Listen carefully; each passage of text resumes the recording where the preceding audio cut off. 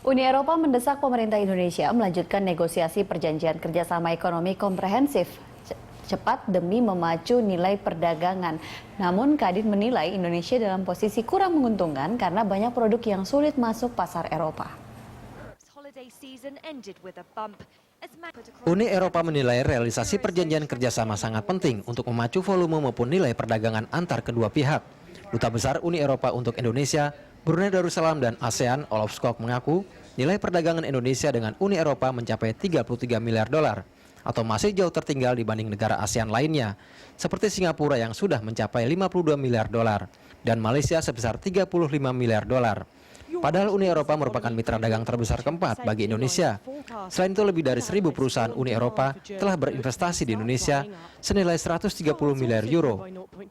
Look, I think we're in a good spot now to prepare for the deepening of the relationship between the European Union and Indonesia. There was a new government will come in here. There's also been new leadership in Brussels, in the European Union. So I think we need already now to identify the areas where Indonesia and Europe could work more closely together. Trade is one of them, and investment.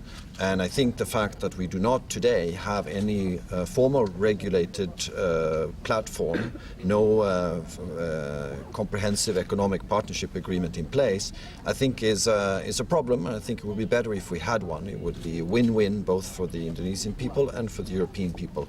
So I hope we can start looking at relaunching that and start negotiations eventually. Sayangnya para pelaku bisnis Kadin menilai kontribusi Eropa dalam perdagangan dengan Indonesia belum maksimal. Posisi Indonesia cenderung tidak menguntungkan karena banyak produk ekspor yang sulit menembus pasar Eropa akibat terkendala sejumlah restriksi perdagangan. Wakil Ketua Umum Kadin Indonesia Bidang Perdagangan dan Kerjasama Ekonomi Internasional, Chris Kanter berharap kedua pemerintah lebih serius membahas persoalan kerjasama ekonomi yang saling menguntungkan antar kedua pihak.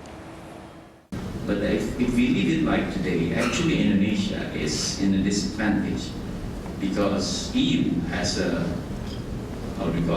quite protective in certain sector.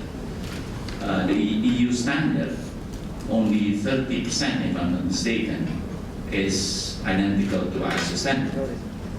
And Indonesia has difficulties on penetrating this market. Uni Eropa memprediksi jika perjanjian kerjasama ekonomi komprehensif telah disepakati, nilai perdagangan Indonesia dengan Uni Eropa bisa melonjak hingga 50 miliar dolar atau sekitar 454 triliun rupiah per tahun, sejalan komitmen sejumlah negara Eropa untuk meningkatkan nilai investasinya. Tentunya Uni Eropa mensyaratkan Indonesia membuka pasarnya secara lebih luas. Tim Liputan, Berita 1, Jakarta.